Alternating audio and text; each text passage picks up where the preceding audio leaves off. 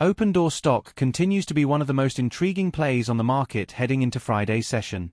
After a relatively stable day on Thursday where it closed up 5.6% at $2.42, we saw an encouraging 11-cent bump in the aftermarket, pushing the share price to around $2.53. That's a 5.7% gain after hours, something that shouldn't be ignored. This marks the second day in a row where the stock has not only held the green zone during trading hours, but managed to generate enthusiasm after the bell as well. The trading action on Thursday started with a solid rally that saw Opendoor reach as high as $2.91 intraday. That's not just a technical pop, it's a sign that bullish momentum is still present. Even though the stock did come off those highs by the close, it's significant that it held the $2.40 range, which has increasingly been a zone of support.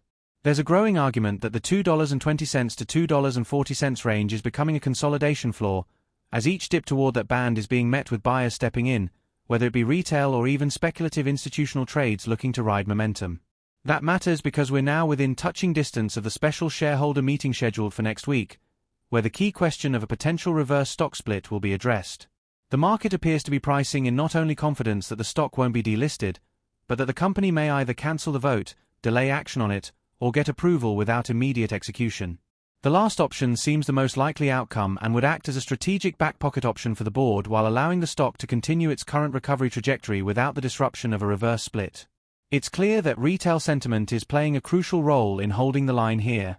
The surge in social media mentions, particularly on Reddit, StockTwits, and even FinTwit, indicates that this is no longer just a low-float trade, it's a movement. Traders are not only talking about the short interest and the squeeze potential, but they're digging into fundamentals, future earnings, and housing market correlations. What's encouraging is that the tone among retail traders is not just to the moon memes. It's more strategic. People are pointing out how Opendoor's fundamentals, while still shaky, are showing early signs of stabilization. There's talk of improving conversion rates in its cash offers model, better inventory management, and more disciplined pricing strategies. And while none of this screams turnaround complete, it's setting the stage for the idea that August earnings could be the real fundamental catalyst that lifts this stock beyond just meme-fueled volatility. Now let's talk about the psychological levels in the stock. The $3 mark, approached intraday Thursday, is clearly acting as resistance. There's been some rejection at that level 2 days in a row, which is expected. It's a nice round number and probably contains a lot of sell orders from swing traders locking in 30 to 50% gains. The ability of the stock to fight its way back up to that zone post-sell-off, even after closing below it, is a sign of underlying strength. And if it can hold above $2.50 in Friday's pre-market or push into that $2.60 to $2.70 zone, it could set the stage for another run at breaking $3 before the weekend. Also worth noting is the broader macroeconomic backdrop, especially in housing. Mortgage demand is beginning to rise again, rates are forecasted to stabilize or even decline slightly in the second half of the year, and housing inventory remains tight across many U.S. markets. These factors favor Opendoor's business model. If management is able to navigate this environment strategically, that could feed into stronger earnings data in Q3 and Q4. Analysts have begun quietly reassessing the total addressable market as iBuying matures. That's not something that will drive a one-day pop, but it could act as a long-term tailwind if the company can demonstrate consistent execution.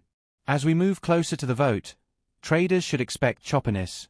There could be a final flurry of volatility today and early next week, especially if rumors start to swirl or media outlets begin speculating about what the board will do. A no vote, a delay, or even just postponing execution of the reverse split would all be interpreted as victories by the retail community. But the most important thing here is how the stock responds afterward. Will the rally continue? Will shorts begin covering in larger volumes? Or will there be an emotional fade if expectations aren't met? My view remains bullish, but with a dose of patience. I've added to my position during pullbacks, especially earlier this week when the stock dropped closer to the $2.20 range. I believe that while this stock still has a lot of volatility baked into it, the broader trend is shifting upward.